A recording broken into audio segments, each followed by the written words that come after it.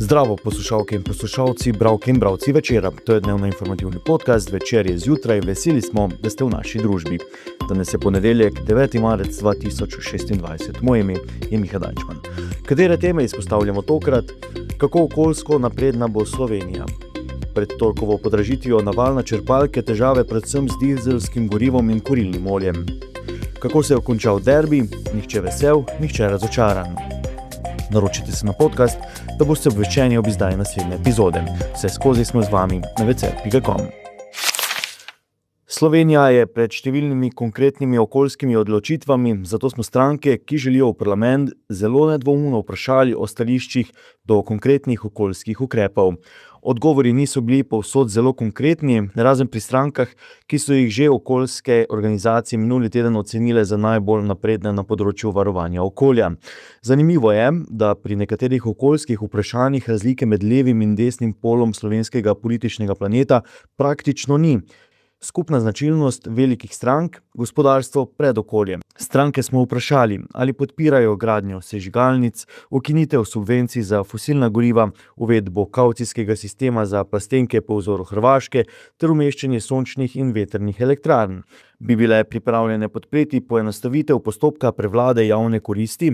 Bi podprle ukinitev peči na lesno biomaso v mestih, ki je sprožila odpor v obliki akcije Drv ne damo? Naj Slovenija še naprej aktivno sodeluje v mednarodnih podnebnih pogajanjih in kako? Tema je pripravila Andreja Kutin. Na nekaterih bencinskih servisih je čez vikend zmanjkalo goriva.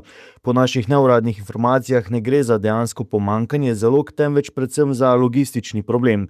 Goriva je v skladiščih dovolj, vendar logistika črpalk ne uspe polniti tako hitro, kot se te zaradi povečanega povpraševanja praznijo.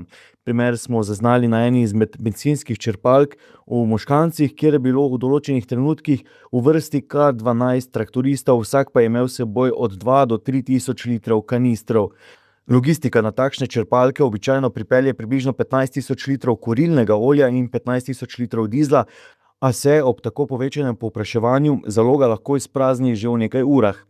Da se povpraševanje povečuje, je bilo razvidno na terenu. Na Petrolovem benzinskem servisu v Račah je bila denimo ročka za točenje kurilnega olja v nekem trenutku zaprta, ker je zaloga pošla. O povečanem pritisku poročajo predvsem s Koroške, kjer je na več bencinskih servisih konec tedna zmanjkalo predvsem dizelskega goriva.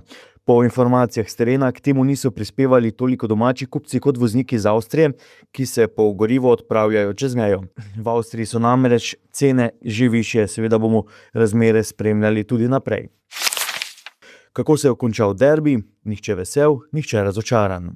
Vroče je bilo že pred tekmo, v središču Maribora so večer pred večnim derbijem huliganstvo in vandalizem zganjali ljubljanski navijači, na igrišču v Ljubljani pa brez golov se je končal tretji obračun Olimpije in Maribora v tej sezoni. V obeh taborih pa so bili prepričani, da so bili v drugem polčasu bližje zmagi.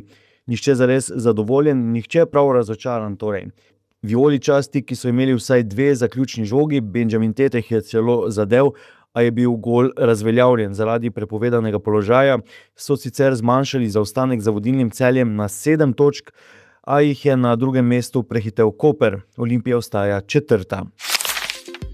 To je bil večer zjutraj, 9. marca 2026, z vami sem bil Miha Dajčman.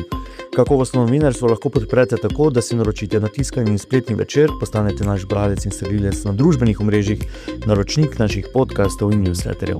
Tako boste podprli novinarstvo, ki prinaša avtentične vsebine, ki jih pripravljajo naši novinarji in jih drugje ne boste našli. Želimo, da razumete, kako se vrti svet, želimo vam odstreti vpogled v čas in prostor, v katerem živimo. Veseli bomo vaših komentarjev, pobud in kritik na različnih kanalih, se beremo in slišimo.